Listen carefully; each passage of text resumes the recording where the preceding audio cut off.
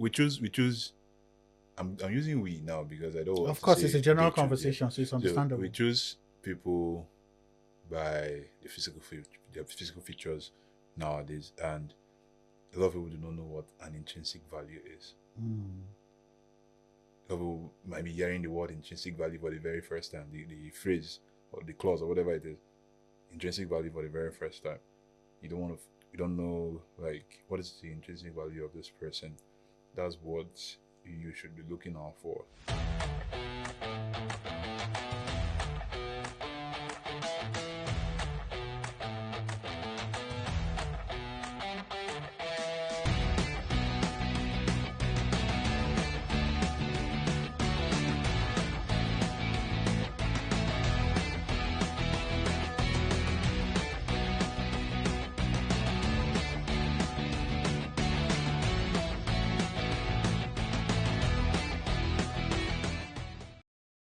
It's difficult conversation with Dr. Josh, and we're here to roll. We have the one, the only Longito, the long, What you the mean by Longito, the long man of the universe. You know, he's about 6'9". I don't like standing close to him because I feel short. I'm not a short person. Let me be honest. I'm not short, but because of how long he is, it makes me feel like I'm tall. We have the one and only Ibidabo right here in the studios with us. Dabo, how far now? Fine, man. Very well. And I'm not 6'9", please. I'm between 6'5" to 6'7". It depends on the measurement tool that you use. Oh, the weather. The weather affects the Eh, height the- sometimes. Sometimes I'm taller, sometimes. Okay, let's get into it. Right. No, that we normally have different conversations on different. Where we used to meet, but today I want us I to don't know where we used to please. meet. I beg. I don't know where Don't we stress rephrase, me. rephrase that talk, I You beg. know where we used to meet. Come and beat me in my house. I don't know where we used to meet, oh. So the first question I have is why do relationships not work? I feel like relationships are supposed to be easy. Relationships are supposed to just work fine because relationships are supposed to be between two people who want each other and they are putting in effort to make it work. But in the current relationship dynamics, what we see is consistent fight, consistent hatred, battle between two people who claim to love each other. And eventually, one of the weirdest things I've tried to understand is how people who were strangers grow to become people who are texting every day, grow to become people who can't live without talking to each other. And eventually, they return back to being strangers, sometimes even enemies. So the big question again is, why do relationships not work in the modern day dynamics? A lot of people do not understand what a relationship is. Okay, that's a big one. A lot of people do not understand what relationship is. So tell us, what is relationship? Male and female alike, there are different kind of relationships, yeah? Platonic relationships, romantic relationships, business relationships, right? And a whole lot of them. If you meet somebody for the very first time, you talk to the person, you build a connection, you define the kind of connection you want to build with this person, right? I'm in Lagos right now. I'm here for business, and I'm here to strengthen my relationship with my family, right? To see my parents, my sisters, and just strengthen that bond. That's family relationship. And then I meet the people that I'm doing business with. That's business relationship. They know, I know, we have business dealings and that's business relationship. But when it comes to romantic relationships, it feels like one person, either the male or the female, just wants to be serviced in the relationship and doesn't want to give. It's about giving and taking and receiving. Giving and receiving.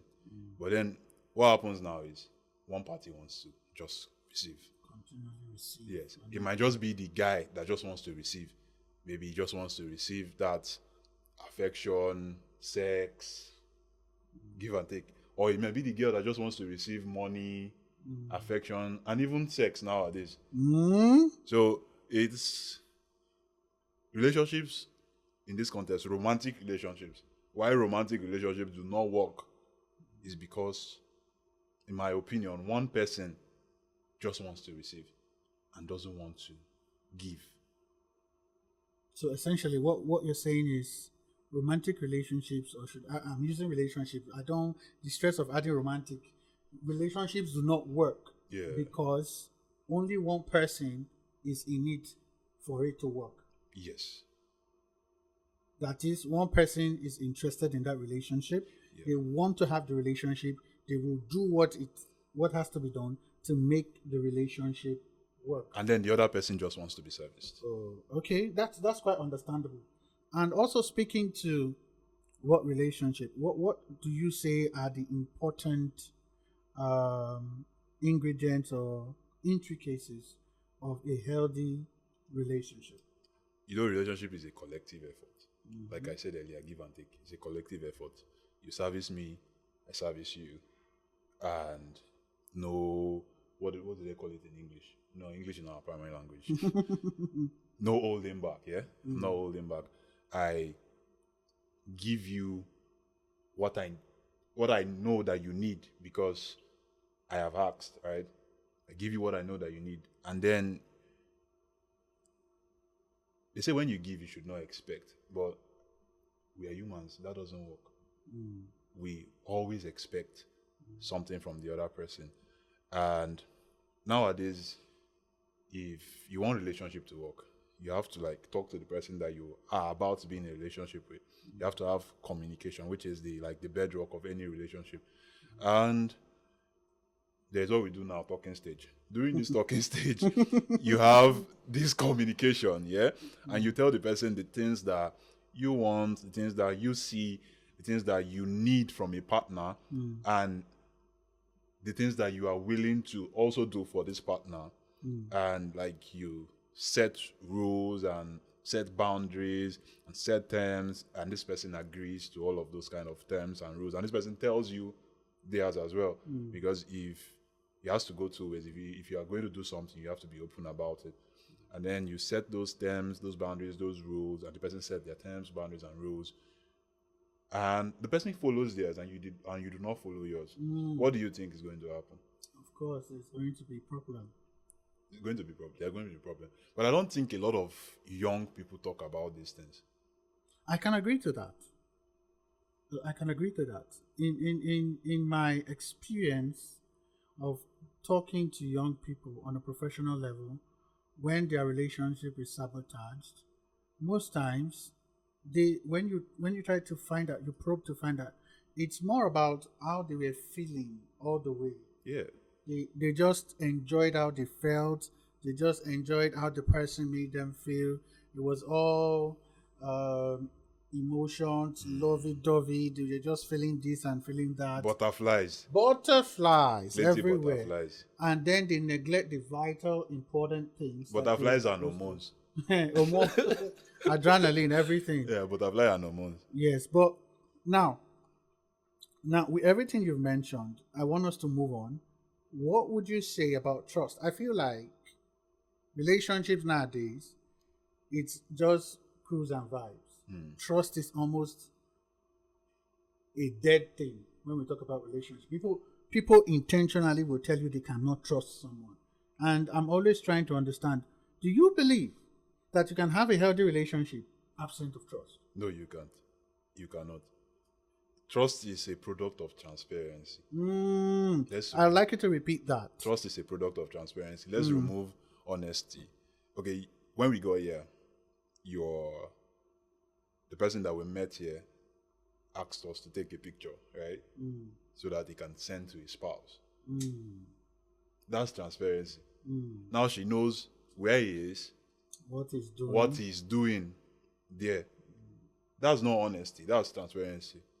Because with honesty, I can just choose to tell her one part and omit the other part.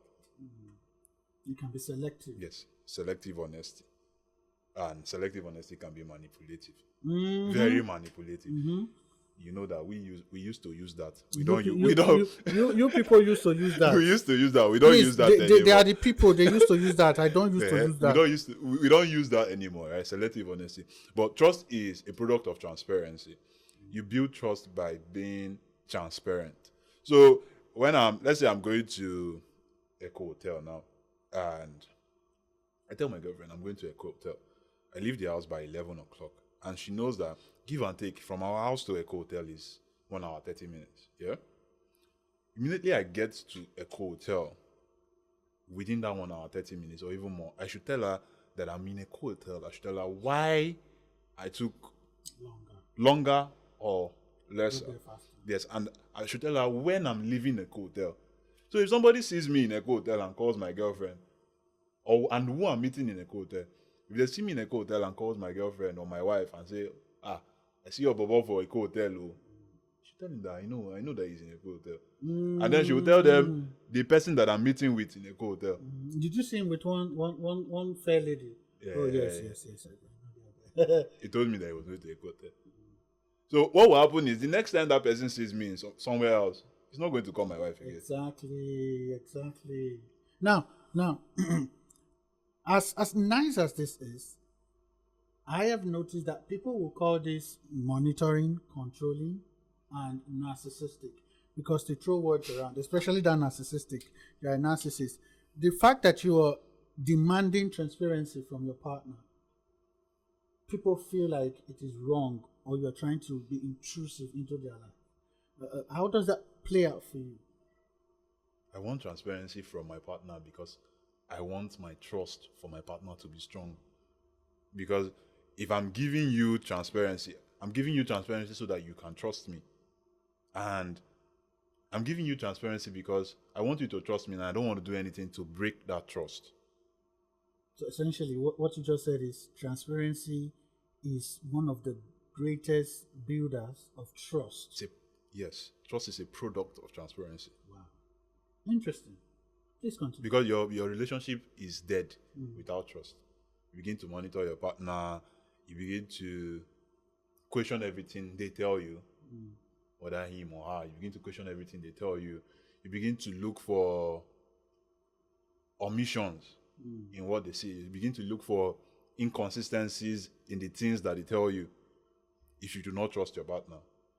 And for every time you have a conversation, there is this doubt within you that, are you sure this man is telling me the truth? Are you sure this woman is telling me the truth? Because there is no trust. No, that's quite interesting. And if we bring it back now to the beginning of the conversation, an aspect where you mentioned talking stage, why is it difficult for people to understand that the conversation they had in talking stage is something that they should hold on to, honor in the course of the relationship?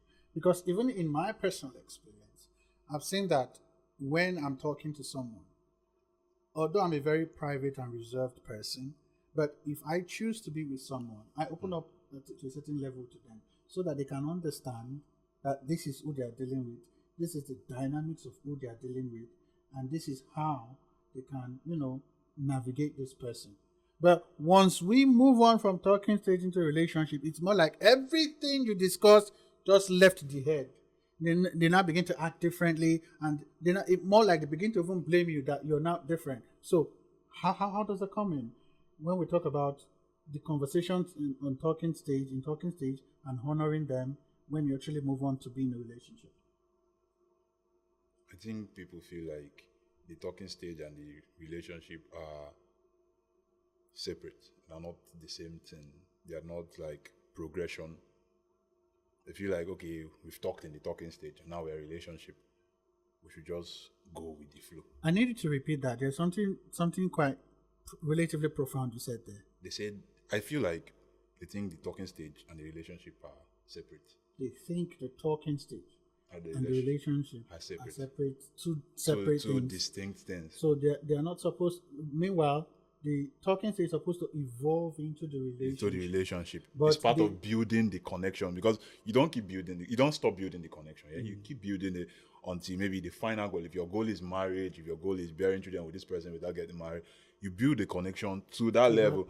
The talking stage is the foundation. It's not the foundation. You cannot build the foundation here and build the building here. Now you have to build it on the foundation. So the talking stage is the foundation. Is where you discuss your being. You discuss the things that you expect from a partner. Is where you discuss your type of person, what you want from your partner. It's where you discuss your traumas and all of that kind of thing with your partner, and make them understand who you are, and make them choose you, because they have to choose you in the talking stage. That's where it evolves to a relationship. If they do not choose you, talking stage is over. You go your way, I go my way. Relationship is not going to work because we do not agree on some certain things. Our values does not align. That's the phrase.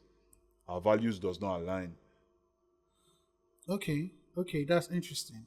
Now, you mentioned something that in the talking stage, that's where you share your traumas. And I'm going to ask a double-edged question. The first one is, I've heard people say that talking stage is not necessary, that we should no longer be doing talking stage, that it's a waste of time. So the first question is talking stage really necessary? Now, the second part of the question is, what is the extent of information you should reveal in a talking stage? And this question is coming because a lot of times people open up themselves in talking stage and it doesn't work out. Now, people open themselves in such a way that they are giving out a major chunk of themselves, exposing a major chunk of themselves to someone. Now, this person it didn't work out. Now, that person is going to take that chunk of them, that information, that knowledge about them. And whether you like it or not, it's scary. Where are they taking the information to? Where are they taking the information But you can't really tell how people are. You've seen many times where, of course, we've seen on social media many times where people begin to say things about other people, things that were supposed to be privileged information. That was told to them in confidence. Yeah. They now begin to tell it out, say it out. And this also speaks to why many relationships don't work, because people are protecting themselves. So let me go back to the core question. First of all, is talking stage necessary to build a healthy relationship? And the second thing is, what is the level and depth of, opening up you should do in the talking stage? If your talking stage is very, very necessary. You don't want to be in a relationship with somebody you do not know. Talking stage is where you get to know this person. It's where you get to understand their being. Because I know most of relationships do not do talking stages. Even the ones that think that they do talking stages are just there for their desires, and they do not really talk about anything. Talking stage is where you communicate. For me, there are certain levels of information that you give about yourself to somebody that will be relevant in the relationship. So when this person gets in the relationship with you and they begin to see these things, they are not surprised. You don't catch them off guard. They know you told them.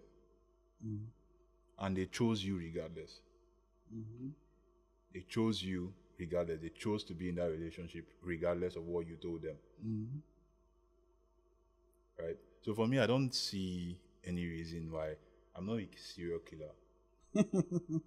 I don't have dirty closets.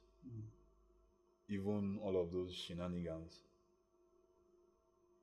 In a kind of way, those shenanigans for a man is attractive to these women. Okay, that's another conversation. so even all of those shenanigans, you disclose, right? This is the person that I am. This is who I think I used to be, and this is what I'm working on to change that, right? So whoever you tell that choose to go ahead and share confidential information about yourself, it's on that person. It's on that person. I'm not going to tell you what my girlfriend told me, or my ex, or the person that I used to talk to told me in confidence. Why would I tell you? It's childish. What would you use it for? It tells on my character as well. Exactly. means I don't have sense. I'm a stupid person. Yes, Yes, it's clear as day. It means I'm a very stupid person to be telling you. Why should I be telling you? Interesting. Okay.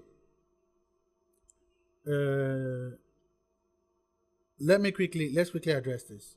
Now, you mentioned something that people think that they have done talking stage, but they didn't do. What are the important things that should happen in a talking stage? What are things people should talk about in a talking stage? Because it feels like people will do this, will say they have done talking stage, but then they get into a relationship and you're seeing something totally different that relates to like these people. You see those kind of questions like, what were you people even discussing? You know, people lie. And then you ask yourself, I'm not going to beat you now. Exactly. Why you lie? Why you lying? Why you lie? Why you lying? We like to want to present ourselves as saints. I was talking to somebody the other day, the person that I told you that I met online. I was talking to her the other day. I'm like, we all have flaws. I'm not a good person. I told her I'm not a good person. And she was like, I'm a good person. I didn't want to argue. I just laughed. I said, we all have flaws. We all have shortcomings. Yeah? So, people lie and present themselves as angels. That's one issue. People are not honest and transparent in talking stages. So, because you want this person, you paint a picture for them. A picture you think they will like. Yes. Seduction, no? So, they have told you, or they have portrayed their inclination, and then you use that. Van Gogh, you paint the picture for them. Painter. Yeah, you give them what you think they want, right? And then they enter the relationship with you, and they see your true character. Because I was watching one of these shorts. The person say, your true self is revealed when you are in the relationship. Yes, because you're going to evolve. Aspects of yourself you never even knew will come to light for you. Jealousy, obsession, envy, possessiveness, envy, lust. And you begin to wonder, is it really me? Am I the person that is doing all of these things? Is it me? It will shock you. No, it's not me. It's not me. It can never be can me. never be me. No, I know myself. I know what I can do. I cannot do it. You know, this conversation is quite interesting because there was a time that I was with someone and the person told me that I was passive aggressive. That was a big trigger for me because I know I am self-aware. You think I know I have grown. Yeah. So it was difficult for me to accept this. But I had to sit down and have a conversation with myself. And you see it. And like, oh, this is true. Oh, wow, I was passive. Now, regardless of the fact that my intentions were not to be passive aggressive, I manifested the dynamics of what defines a passive aggressive person. Exactly. And instantly, I had to, from then on, began to check myself intentionally. Now, prior to that encounter with this person, if someone had told me I would be passive aggressive, I would say no, I will not be. Not because I'm lying, but because I know that it is not something I would do intentionally. I will not be is even soft. I say I cannot be.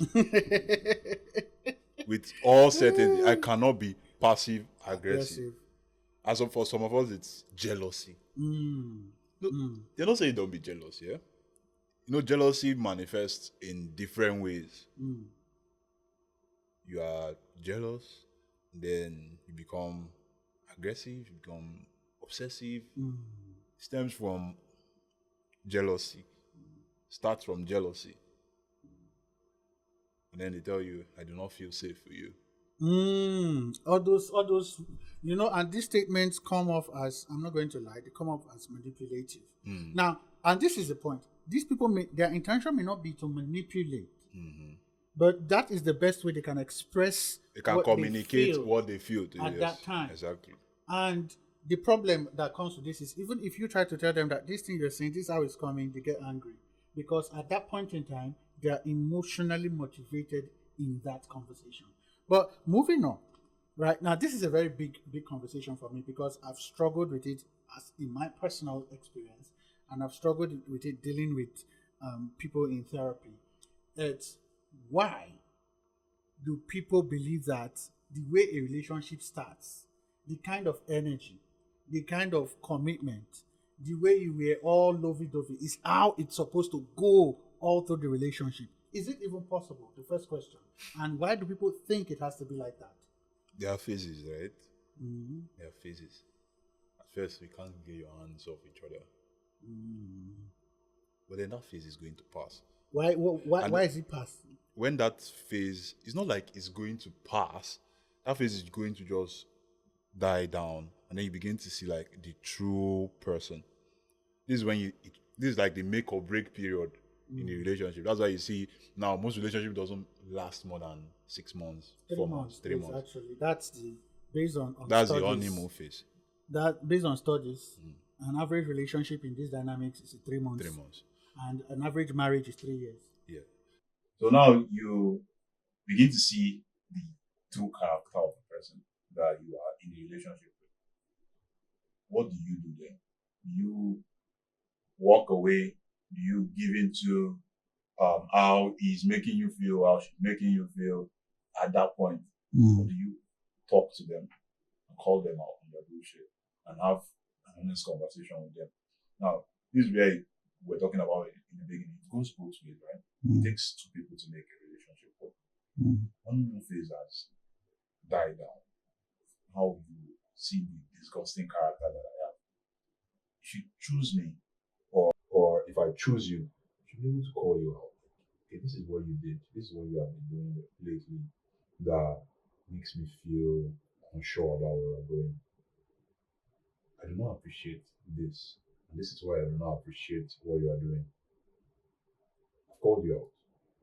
This other person has to look at themselves and say, oh, I'm sorry that I did this, and I'm sorry that it made you feel the way it made you feel. I know it's not going to happen all at once, but I'm going to try to mitigate how I do this.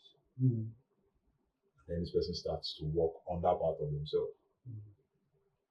And you'll be open enough for them to also call you out. It takes two people for this to work, right? And it's gradual. After that phase, you see that your honeymoon phase is even going to come back. Because now you know this person, you see the commitment. I begin to fall in love back with this person because you begin to fall in love with the commitment, the energy that they put into the relationship, the work that they do for the relationship. But right now, most relationship is just money and sex.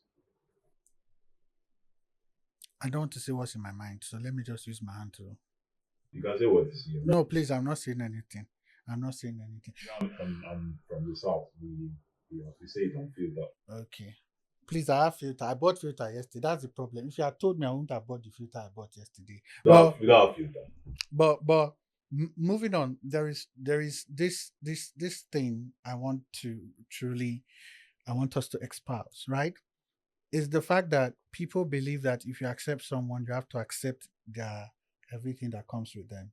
Is it right that once you choose someone, you're accepting everything that comes with them, or what is the other dynamics or the other way? Who do you even accept? Are you accepting somebody that is willing to evolve? Now that's the question. These are the things that you talk about in a relationship, in a talking stage. Talking Actually, stage. are you accepting somebody that is willing to evolve? Because you have to sometimes cut a part of yourself, add a part of the other person, and the person has to do the same to make you work. It's not about compatibility. It's consistently molding yourselves for each other. Consistently molding yourselves. But this one, I'm not a relationship expert. I do advertising, please. This one, you are hitting spots. It's okay. It's okay. But you know it's true. Yeah. Consistently molding yourself for each other. It's not a one-way street. like I said, we have to talk about everything. We have to talk about finances. We have to talk about intimacy. We have to talk about our future. We have to talk about projects. We have to talk about business. We're a family, right? If we're going to build a family, or if we're it start from a relationship, like talking stage, relationship, marriage, growing up together. There it starts. That's the process. So one of my favorite questions here in the talking stage is, what's your idea about family? What's your idea about the responsibility of a man and a woman in a relation, in a family? My money is my money. Your Yes, money is remember our somebody money. told me that. Somebody told me that. My father used to do everything in the house. Okay. My father worked in NBC. Big man. He used to do everything, and our mother just assists when our father is down financially or when they have not paid. And then when they pay, he gives her back the money. I'm like, my dear, don't worry, yeah. Bye bye. We can be talking, but Nothing is coming out of nothing this. is coming out of this. Because your values does not align with mine, yeah? That's not what I envision a family to be. That's not my own idea of a responsibility for a man and a woman in a relationship. One idea for the responsibility is shared responsibility.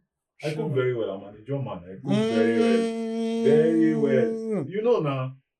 I cook very well. I've tested his food, so I can attest to it. I cook. So if you come back one day very tired from work, you see me in the kitchen, I'm cutting ugu. I'm cooking for us to have meals. So husband material, two warehouse. If to say I go fit marry myself, but I'm not a good person.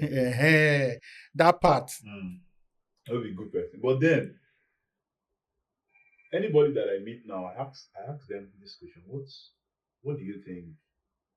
What's your idea of a family? What should the responsibility of a man and a woman be? Because the world have evolved, we have moved away from that traditional man, traditional woman stuff. You will not want to stay in the house. I don't have a problem with you staying in the house and being the homekeeper, the homemaker. I don't have that problem. I can go out and fish and bring for you and our family. I can go out and gather everything and come and give you in the house to manage our resources. That was quite interesting. Now, one more question that I think we need to address is, and it's simple though, but it's necessary. Is it still possible to find love in this current relationship dynamics? It is. It's very possible to find love. It's just that we are looking for finished products here. Okay. That one slaps. We're just looking for finished. We cannot see. We might not be able to see finished product. I would not say we cannot say, because not everybody knows that they have a problem. I can admit that, like I'm admitting since that I'm not a good person. I can admit that I have a problem. But she might not be willing to admit that she has a problem. For she to be that person, she has to be acknowledge that she has a problem, know that she has a problem, and be willing to fix the problem. Yes. They are good people. Yeah, they are good people. Let's say everybody's a good person, but we have dents, we have trauma, shortcomings. Yes, it's just like even brand new cars are not. They'll tell you brand new cars are not 100%. Right. So we have we've had experiences as children, mostly as children, right?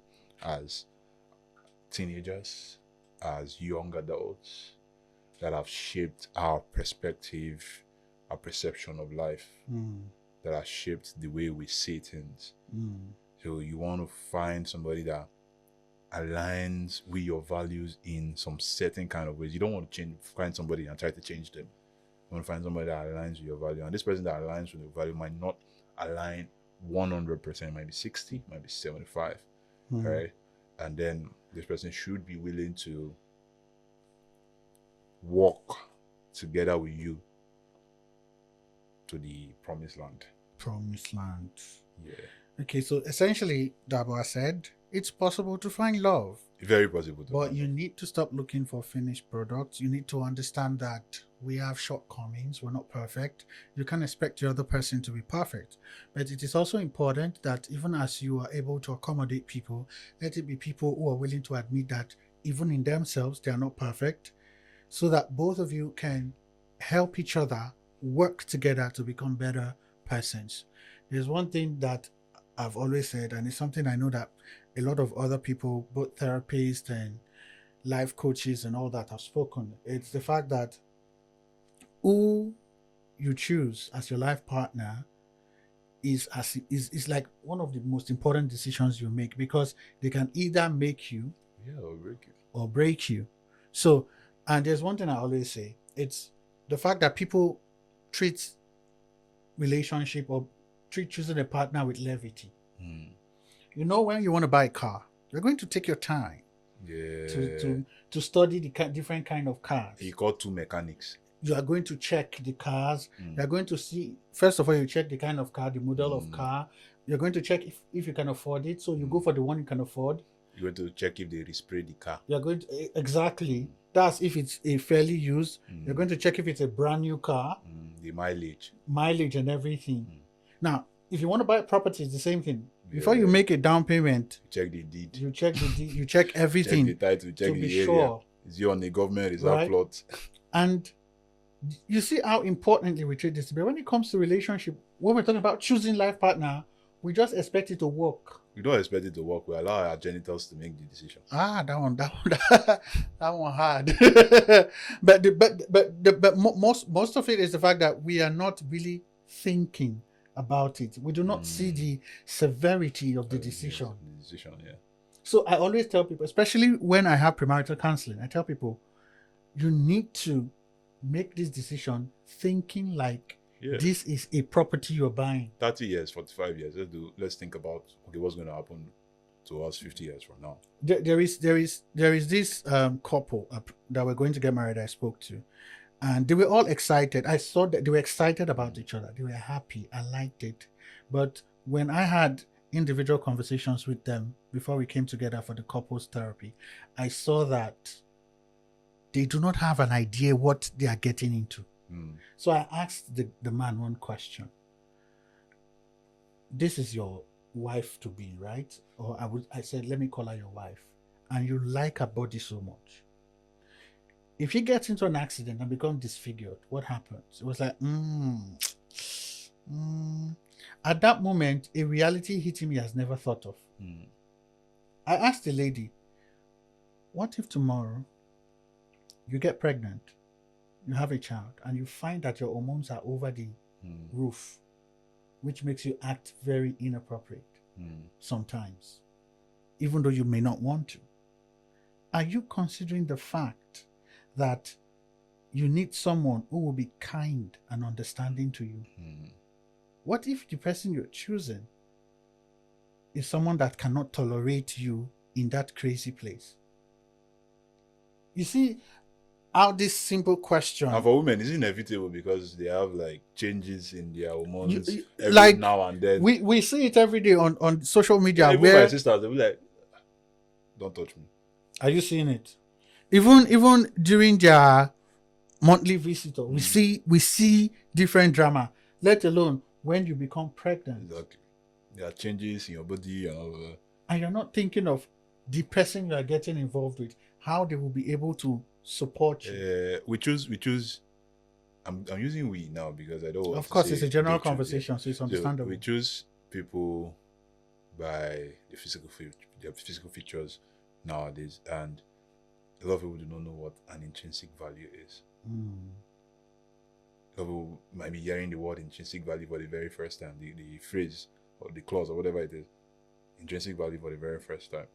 You don't know like what is the intrinsic value of this person. That's what you should be looking out for, right? Can I deal with this person's values long term? Because we evolve. Let's say we don't change, right? We evolve. Of course, we evolve. We evolve into better versions of ourselves or worse versions of ourselves. Are you going to be able to deal with the better version of this person? Are you going to be able to deal with the worst version of this person? And then if this person is changing for the better, you also changing for the better to match this person's new values.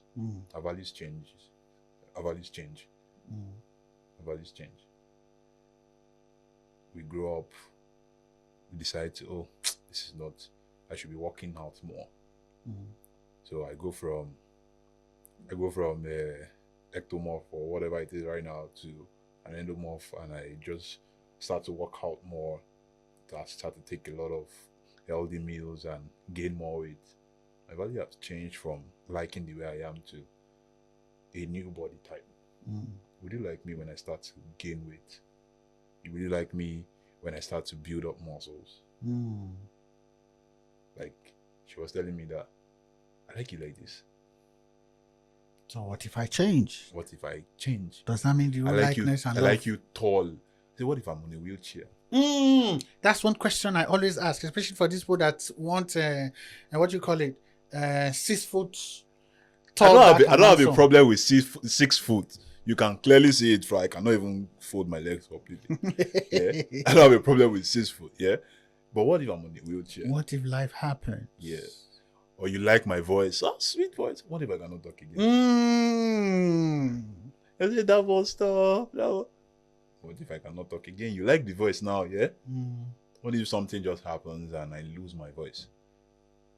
And I start to write on a piece of paper to communicate to you. What's going to happen? And you now have a very horrible handwriting problem. There's more problem. What if there is scar on my face? She told me not to cut my hair. What if I cut my hair and there is a scar on my face? Will you still like me? What if something happens and you have to go bald? Exactly. My sister asked me the other day, do you have any intention of cutting his hair anytime soon? I said, yes, go bald. She be daddy did barb chinko. He said, I'll barb chinko. Now she be a get beards. Chinko go carry. Balances it out. What if all of that happens? Are you still going to like me? So when you fall in love with these physical features, and then these physical features are no more, begin to find these physical features somewhere else, from somebody because else. That's what attracted you and kept you in the first place. Yes.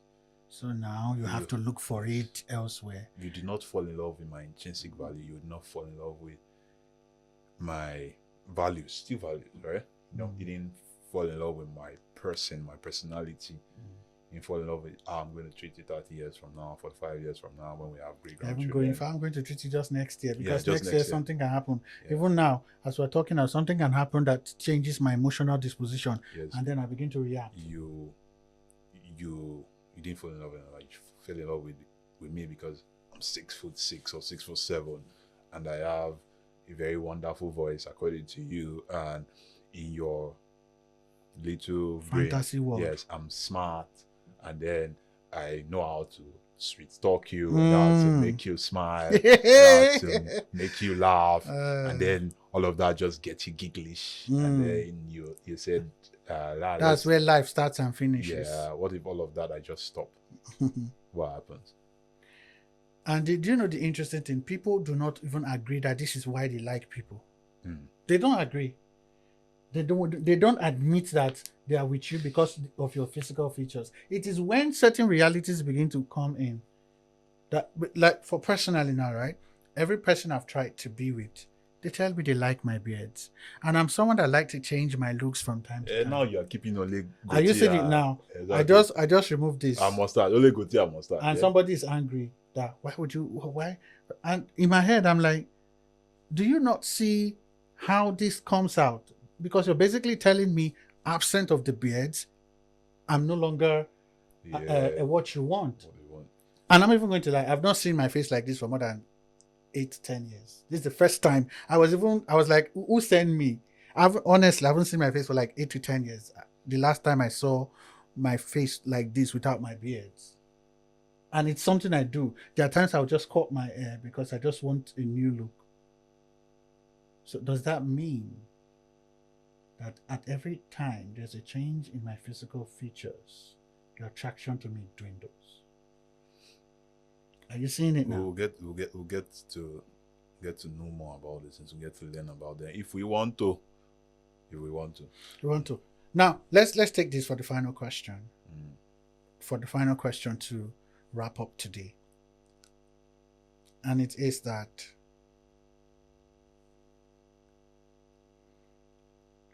if two people choose to do a relationship or marriage, as it were, they make the choice to be together and they are working towards it, and one of them decides to opt out, especially at the marriage point, does it mean that they never truly loved that person? Now, and this is just to bring me to the main question. Can you love someone you do not know? How do you love somebody you do not know? What are you saying now? What of love at first sight? What is love at first sight? I feel like love at first sight is just lust. Or attraction. It's just attraction. It's not really love at first sight. Love is sacrifice, yeah? What you are willing to give up for this person. The bullshit you're willing to take from this person. That's my own definition of love. I don't know for any other person. My own definition of love is sacrifice. So, why are you opting out in a marriage? What are the irreconcilable differences that you cannot fix? People even fix cheating in marriages. I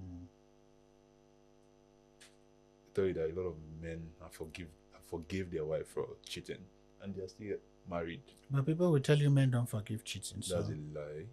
But then, what is that irreconcilable differences that you cannot talk to your partner about? If you build, that's why I said communication like this is the bedrock of most of every relationship. If you build your relationship on strong communication and evolution, like you change for your partner, you walk towards you. Before this, I was talking to my elder sister. We're going to buy foodstuff and all that. We were on the road and I was telling her, do you know that when you crush your differences as they arise, the next time you have an argument with your partner, you will not be able to bring up something that he did in the past. Because in your mind, your mind is telling you, we have talked about this on yes. Even if you are not fixed, you have talked about it and okay, he's trying to fix it. But now what you talk about is what is happening now, addressing this current issue. Yeah. So you don't go back to that old issues that you have. But if you do not talk about it and you keep it in and she was like, if I keep everything that he's been doing, I would begin to resent him. Builds resentment. And then I would emotionally, physically check out of the relationship without telling him. And then you would be walking towards the relationship, because sometimes we offend people and we do not know that we offend them. True that. So that's why we are humans. That's why we have flaws. We offend people and we do not know that we offend them. And then you begin to, is in the relationship, but I've checked out. And that's what a lot of women do. I would not say a lot of men will ghost you. Men do it too, but yes, it's mostly women. Men will ghost you. To stop talking to you. That's if they don't want to like end the relationship like completely. Essentially, what you're saying in that place is when men feel like they have tried enough, and it seems like their effort is not being. I don't want to even say that. I don't want to even say they put any effort. They just ghost you. Okay. But a woman would mentally and emotionally leave the relationship. She'll come to see you. But she'll visit you. She'll call you sometimes. For the next time, for the next person. She has left the relationship. You're alone in the relationship. You're dating yourself. Yeah, you're dating yourself in the relationship. She has gone. But she's physically present. But she's gone. A lot of men don't know how to do that. They'll just ghost you. And in that ghosting, if it happens that people come back to resolve the issue, the relationship can still continue. That's why they are ghosting you. They're not ghosting you so that the relationship will end. They're ghosting you so that Okafor will take place. Simple. So that's it. All right. Thank you very much, Dabo. The one and only Longito. I'm not a relationship expert, I beg. I'm an advertiser. No, Dabo is an advertiser. Please talk about what you do. Talk about what you do so that your potential clients can find you.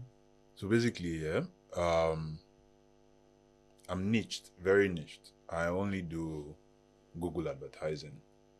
I only do Google ads. So everything that concerns Google ads, that's what I do for my clients. I help them show their products, their services, help them get awareness from Google advertising.